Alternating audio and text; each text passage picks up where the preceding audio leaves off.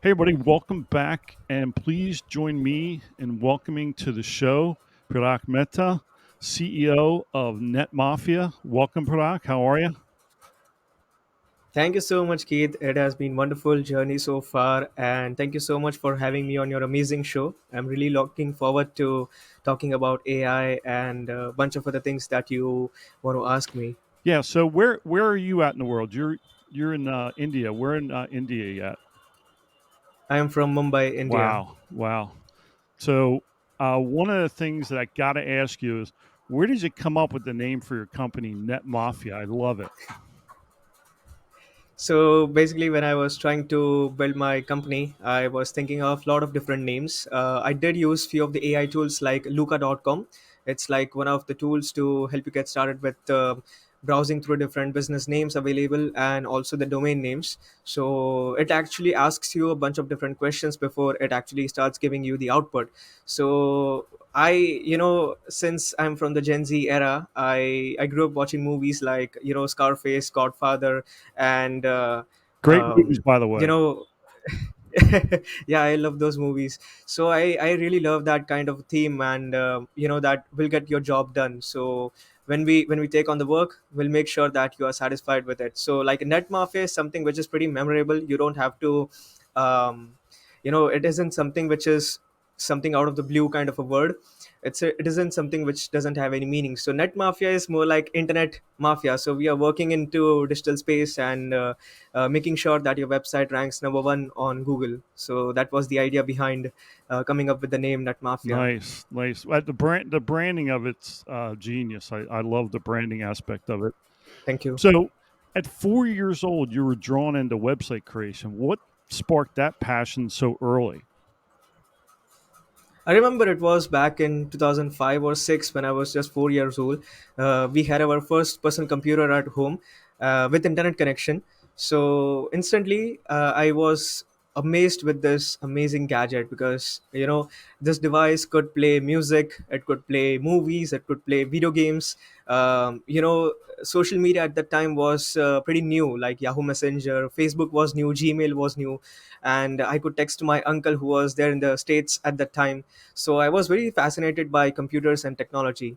So soon I started learning more about how to use this device and explore other aspects of it. And one of the guys from my school suggested me to look out this tool called as Weebly. So Weebly is used to be, I'm not quite sure if it still exists or not, but at that time it was a no code free website builder tool.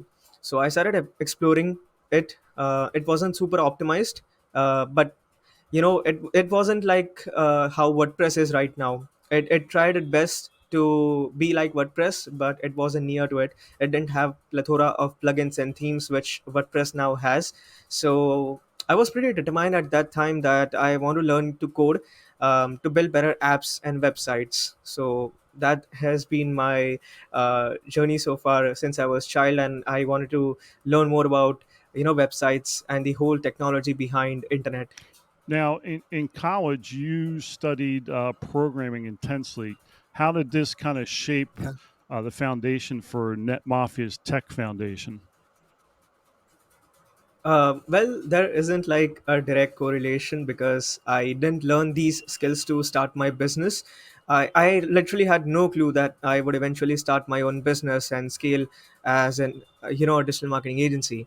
I learned those skills because I'm really passionate about web development, and also at the time, as part of our college curriculum, we were supposed to do 6 months internships in a company. So to build my resume and be an intern worthy, I started learning these different languages, and I kept teaching whatever I was learning and made pre-recorded courses and published them on marketplaces like Udemy and Skillshare. So while I was building these courses, I also learned about SEO marketing, email copywriting. I was getting better at my communication skills and also being less camera conscious because I used to be that kind of a guy. Whenever we used to take any form of group pictures, I used to be the first one who used to just run away from that group. So I I can started relate. just getting out of my so getting out of my comfort zone is I started doing that. So all these additional skills and experience which I gained while publishing these different courses helped me build a foundation for running Net Mafia, to be able to strategize, analyze based on data, sales, and a bunch of other things. So, when I was doing my research, one of the things I found out is you have 35,000 students on Udemy. What inspired you to share your expertise with others? So it all started back in 2020 when I was 18 years old. I'm 22 right now, so 4 years back I was 18, and the COVID pandemic had just hit worldwide. And India, where I live, there was a nationwide lockdown. So it was a challenging time for all of us, and most of the people were just playing video games and just binge watching on Netflix. But I immediately saw it as a blessing in disguise, a rare opportunity for myself to rise and shine. So while I was still pursuing my engineering, I knew I needed to develop skills to secure a better future for myself, because I wasn't sure how long this pandemic is going to last. And I knew that once this pandemic is going to, after this whole COVID situation, the demand for developers will increase, and so will the skill set will also increase in terms of the recruitment side. So I started learning and developing new skills. So I turned towards online learning and enrolled in my very first Udemy course on Android Oreo development. If I remember correctly, Rob Percival taught that course. Rob Percival is an amazing instructor, no doubt in that. But I quickly realized that I was out of my depth because I didn't have a strong foundation in Java at that time. So it was a big leap for me, and I struggled to absorb that content. But that's when I realized that it wasn't just me. Everyone like me who were pretty passionate about programming and trying to upskill themselves, they were also learning through these different prerecorded courses. So that's when I noticed that there's a massive demand for online learning. And on Udemy, right besides the My Learning tab in the navigation bar, there is a teach option. So that got me thinking, that is it that easy to get started with teaching on Udemy? Because I had this kind of a perception that only professors and university level instructors can teach on these platforms. But as I started researching and I tried to find out more and more about this teaching side on Udemy, I started to explore that it isn't that complicated as I thought it would be. So there were no massive barriers, to be honest. So I began asking myself that what skill do I already have? What can I passionately teach about? And the only answer that came to my mind was C++, because that was the only programming language that was taught in my college curriculum. So that's when I decided to create my very first course. And for the next 8 or 9 months, I spent scripting the lectures, structurizing it, learning how to screen record these video lectures, how to edit them, how to market and sell my courses, all while creating my course itself. So once I published my first course, things started to snowball pretty quickly. And I published other courses on web development, then on Java. I learned Java also. I learned Figma, WordPress Elementor, and most recently, I published a course on AI and local SEO. Do you say So coming to your other question on how has sharing the knowledge shaped my approach to my business and technology, I'd say I'd say that building a digital product like a course has broadened my vision in many aspects. I now realize that you can essentially build anything online, and you can monetize and scale it into a tangible business by using these new technologies. You no longer need a big capital to start and scale your business from 0 to 1, because of the accessibility of different technology. So all it takes a firm decision and perseverance and a hard work. That's all you need to do. now? You said you did a course on Figma. Yeah, I've I'm gonna have published to a course check on that out Figma. because I'm learning Figma right now, so I will definitely check that out. So, Okay. um, why combine web design with SEO marketing under the banner of Mafia? So when I published my second course, the full stack web development course on Udemy, there were many people from our known circle who reached out to me asking if I'd be happy to build a website for them. So I took on these freelance projects, and I realized that a website isn't like a digital business card, which most business owners think. But I would say that it's more like a sales machine for businesses to help them generate more inbound leads on an autopilot mode. So in order to run this sales machine, you need to fuel it by either running Google ads, or grow organically through SEO, or some people understand it by search engine optimization. So although I did have some experience in SEO, because as a part of selling my courses online on a consistent basis, I did learn some things about SEO. But it wasn't all until I did an internship, in a company where I was not only exposed to software development aspects, but also in SEO marketing and other things as well. So this allowed me to dive deep into the world of SEO and decide, that okay, I'll offer SEO and web design services. So I don't have a strong answer on how this helped my clients, because we just logged two SEO clients in the past 15 days to see some substantial results. It will take 6 to 9 months of time frame. So maybe after that I'll have a confident answer for this question. But so far things are going pretty good, and my clients seem to be happy working with Well, us. I think the one thing I talk about this all the time about SEO is it's free. It's free. Yeah, yeah, It's free exactly. traffic. You're not paying for Google Ads. Now it does like Yeah. you said, it does take longer to develop that stream. You know, you gotta Right. put the work in, but it's free. And especially and this Yeah. kind of transitions into my next question about bootstrapping a business is tough. Um, so what challenges did you face and how'd you overcome them? Hmm. So I believe that till the time you don't reach a stage where you're on the verge of closing the client, all the obstacles you face are because of the lack of personal experience and skill set. And for me, I had never done any sort of sales calls in the past, and to be able to conduct client discovery calls, that but with practice, and learning different ways and iterating over new approaches, helped me overcome this anxiety issues with cold calling. I overcame the fear of rejection. I gradually became fluent and confident during my discovery call sessions. But one of the biggest challenge I faced closing a recent deal was when the client was trying to negotiate it, uh, but it didn't work out, and I literally felt that I lost the deal. Fortunately, my parents helped me revive this lost deal in a way that was fair to both the parties, and I'll be thankful to them. So negotiation is really an underrated business skill that one needs to learn and never ignore, because this is something which helps you get your clients. So So I yeah, that's my understanding. so I actually watched one of your YouTube videos on you doing cold calling, and I thought it was pretty inspiring for you to kind of open yourself up and here's what happens because cold calling, I mean, it's tough, man.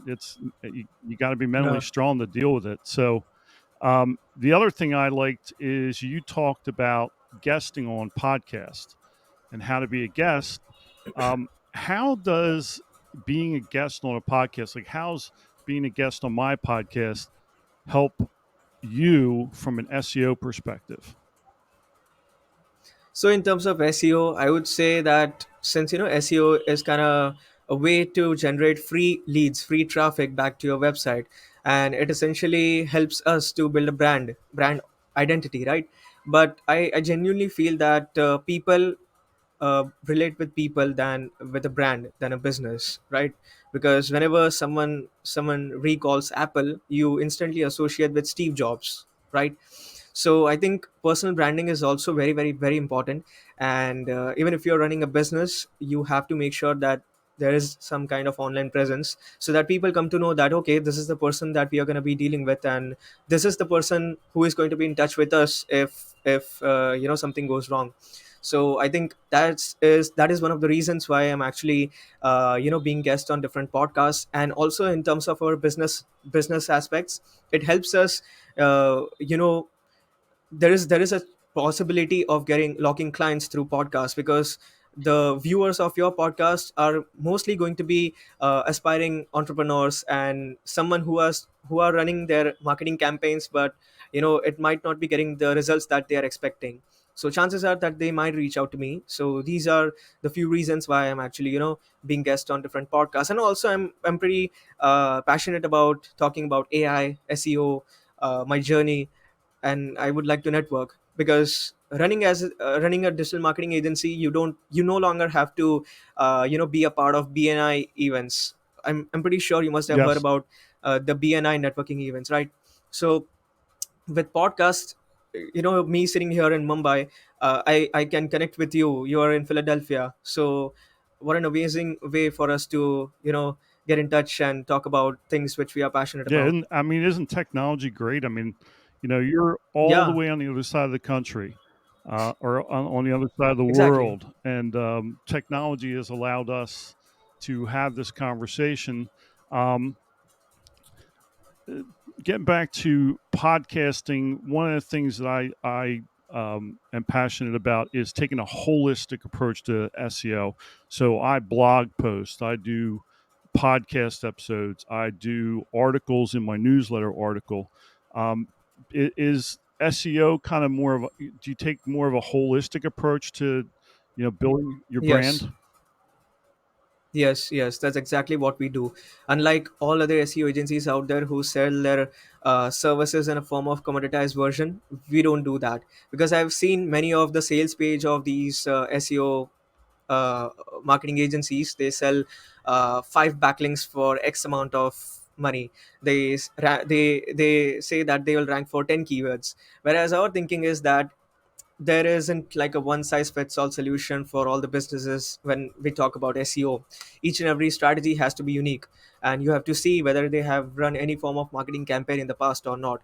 You have to analyze what kind of services do they sell, what kind of competition that they have, the kind of keywords that their competitors are ranking for, backlinks that they actually need. Because five backlinks, 10 backlinks, as an entrepreneur, I might think that it might help me, but in terms of Google's algorithm, it's not helping me if I'm in a very competitive zone. So it all boils down to giving a very holistic approach by taking into account of on page, off page, technical SEO, and working all three of them together and iterating each and every month and making sure that we are progressing and not just sticking with that same thing which we had discussed at the start of the discovery session. So at the end of each and every month, you have to come up with a new strategy so that you can proceed further and excel in terms of getting more and more organic traffic. So that's our thinking. So you mentioned something interesting, and I'm asking this almost more for me personally because I still don't understand the concept. Explain what backlinks are. Right. So pretty simple. Backlink is nothing but a mention of your website on someone else's. So this is an explanation in a very layman terms. So for someone who has never even heard about SEO or backlink or any of these concepts. So the idea behind any search engine, specifically Google, I would say their ranking factor is how much authority does your website hold. So right now I'm here on your podcast. Why? So that because me that i I run my YouTube channel, I run this business, I have 35,000 students enrolled in my courses. So if I'm going to talk about these topics, I have some experience backed by it. I have the authority in these topics. Google, it's a machine. It doesn't have any form of human communication, and if it decides to rank your website, it needs to understand that, okay, if you have a blog post or an article written on this particular keyword, targeting this keyword, how will we rank this on number one compared to the other websites? So it is going to take into account of backlinks. How many other sources are citing your website? If other sources are citing your website, that means your content is being held credible. It holds it's holds some form of value, and that's why so many people are citing your website as a reference point. So that's the concept behind backlinks. And in backlinks we have, some people think that the more and more number of backlinks you have, the better it is for you, but it's not that the case. The more high quality backlinks you have, the better it is for you. So if there is a website which has 100 backlinks, with each backlink coming from a dr 10 or 20 or 30. So dr is like a domain rating, a number or a scale, metric which is measured by all these different search engines. It is ranked, it is scaled from a number of 0 to 100. The more you go towards the side of 100, the better it is. And the more you go towards zero, the lesser the authority that website holds, that domain holds. So if I have 10 backlinks with a dr of score 80 plus, chances are my website will rank better than the one which has 100 backlinks with dr 10, 20, or 30. So that's the idea.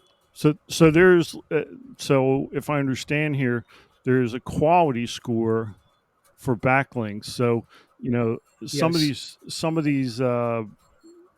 companies that I've seen, like, we'll get you 100 backlinks, but if they're crappy backlinks, it's not going to help you. You want higher quality backlinks. Is that my understanding? Exactly.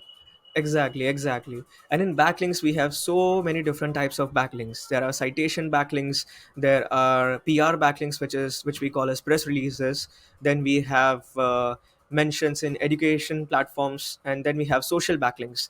So if you have mentioned your business website link on your Instagram or Facebook page, it is counted as a backlink. But that backlink alone is not going to favor you if you want to rank your article on the top of Google page, because that is a social backlink. Citations backlink is more like listing out your business on local directories, so that is citation backlinks. So there are a bunch of different types of backlinks out there. And just like how I talked about the DR score, we have the page score as well, which some people call it as UR score, which is URL score. So domain is like, for this instance where I have my own brand name, netmafia.co.in, that is the domain. So the entire domain, the entire pages pointing to this particular domain is my domain authority, whereas each and every page holds a UR rating. So if I have a DR of 60, but a page has a DR of 80, getting a backlink from this page which has UR of 80 holds more credibility than a DR from a website which has 100 on 100. Because the page itself where I'm getting this backlink, that content, if it's ranking higher, then that holds more accountable So, in the eyes of Google and other search so engines. I guess that's important then with brand authority too. Yes. Building, if you're building like a personal brand, having a consistent score across all these platforms is probably pretty important. Um, Yes. how do you see AI shaping the future of SEO? I would say that AI is, it's very difficult to comment on anything about it, because the pace at which AI is advancing, it's something that we have never seen something evolve so fast and be so better. Like just 6 months before, we had ChatGPT 3.5 and the 4 model was paid. Now we have the 4.0 mini, which are freely available for people to use. And now we can attach images. We have the voice functionality in AI as well. Video part is also advancing so fast. So it's pretty difficult to comment something specific about it. But what I'll say for sure is that right now, because of a lot of free AI tools in the market, business owners can themselves try to get some organic traffic, as I've covered in my AI local SEO course. And as far as other SEO marketing agencies are concerned, I think costs are going to drop and productivity will increase. So in the end, I know there's a big debate going around that AI will replace jobs and it will replace human beings, but I don't think that's going to happen. It will serve as an incredible tool to amplify our productivity, creativity, and strategic thinking. That's what I think, because the human element that we have, our understanding of user psychology, market trends, and design thinking, will still be crucial. And AI will enhance, but how we applied it matters the most. Yeah, I think you hit the nail on the head there because uh, I think a lot of it was fear driven. Initially when it Exactly. first came out, people were afraid. I'm going to lose my job. It's always with new technology, because when computers were going to come, people thought that typewriters are going to lose their jobs. When calculators came, mathematicians thought that they are going to lose their jobs. So it isn't like technology is going to replace, it is going to, I think, if it's going to shut down 10 businesses, it's going to open hundreds of different new opportunities for people to explore and do something in diverting their career in. So technology is really great. It is definitely going to enhance our lives and not kill what is existing so far. Yeah, I'm 60, so I have the benefit of 30 years of watching technology advance. You've probably never seen a dial phone. I have Have you seen seen, a dial phone? Okay. we had, yeah, yeah, we Yeah. we had in our Yeah, home. when I was a kid, if you wanted to talk to your girlfriend, You got on the kitchen phone with the long extension cord and you hid in the closet so your sister wouldn't bother you. But when I grew up, there were no cell phones, there was no internet, there Yeah, were no personal computers, none of that stuff. I have seen that. I have witnessed that entire shift from dial-up telephones to PC with CRT Yeah. monitors. Then there came the era of Android phones, the iOS phones. So ever since I was kid, I have seen, I've witnessed this technology firsthand, and that's why I'm so passionate about technology, AI, and so other things. And that's the reason why I pursued my degree in engineering. Would you agree with the statement? It's how we use AI is that's most important. Like as Exactly. not to replace us, but as kind of like a partner, like a you know uh, like something to amplify your knowledge. Talk about what things. Have you seen the recent? I think I forgot the. I think it was TED Talk or some other.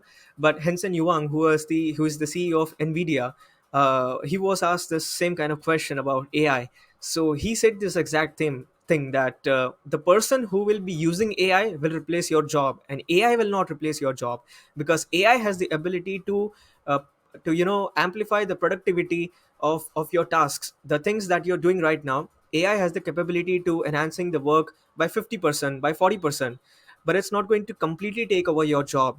It isn't like that you're going to sit in your office for 8 hours and do nothing. No. Instead of sitting for 8 hours, you're now going to sit for 6 hours or 5 hours. But the person who is going to use those AI tools is going to bring out better productivity for the company, and the company will appreciate the people who will be bringing out results. So I think I'll agree to that And statement. who was that? That was the CEO of Nvidia. It was a TED Yeah, talk. Nvidia. I'm i'm not sure about the event, but it was a discussion about technology businesses, and I think, yeah. Yeah, I'll have to I don't recall the exact event, but he definitely was asked this question. He answered that. I saw it as reel in Instagram. So I'll have to see if I can find that because I've seen other videos where he's talking. He's brilliant. He's just amazing. yeah. Um, in terms of like long term strategies for your company, what are some of your long term strategies for Net Mafia? Right now, we are trying to the services that we provide. We are providing web design, e-commerce, and SEO. So we are trying to get a good hold on this, get working with clients, and build some form of brand identity that, okay, Net Mafia can do these jobs. Then later on, and we are not just limited to getting clients from India, or maybe from US, but we are pretty much open to working with anyone who is interested to scale their business online. And we are not just niched out on just one category of business, because SEO, I think, it's something that, if we have two clients who are in the same industry, in the same location, will be competing with each other. So we don't do that. We are taking on businesses from, you know you name it, the kind of category. We don't niche it down, since the strategy that we are going to come up with, it's going to be completely custom. So again, the mission over here is to deliver the best results to our clients, and probably scale it to some level that we can get more and more clients and deliver the best possible results. So, a lot of my audience are new entrepreneurs, people that are just getting into the business. What strategies would you recommend for entrepreneurs looking to attract clients today? I have a 21-page free SEO SOP document that I'd love to share it with your audience. They can go through that document, and if they apply all those steps, I am pretty sure that they'll get at least 50 visitors in a span of 90 days. If they don't get, I'm pretty sure they are not following each and everything mentioned in that document, or they are in a very competitive zone. But I think it's a great starting off point, and they can refer to my SOP guide. So just if I have to say a few things, someone who is not interested to get my document but just to listen from this show, I would say that if you don't have a Google My Business profile, you're making a big mistake in terms of getting more SEO traffic, because it is something which Google shows up on your Google Maps, because people are constantly using the Google Maps, and the more your business is going to show up, the better it is for you. So try to build your Google My Business profile, optimize the best possible way. You can go through my document, build local directories, post out content. Again, how to use these different AI tools have covered in my document as well. If you're open to learn in depth, my course is always there. Udemy courses sell at pretty low cost. I think it's $10 or so. So I think it's pretty cheap and great return on investment course. So one can refer to that if they don't have a really big marketing budget. But if they would like to outsource the entire SEO work, Net Mafia is always there to help them out. Cool. Cool. I actually got the PDF that you're talking about. Can you send me the link to so that they can opt in and get that, and then I'll put that in the show Sure, description I will. because I've been studying it over the past couple weeks. It's pretty good. It's definitely helpful.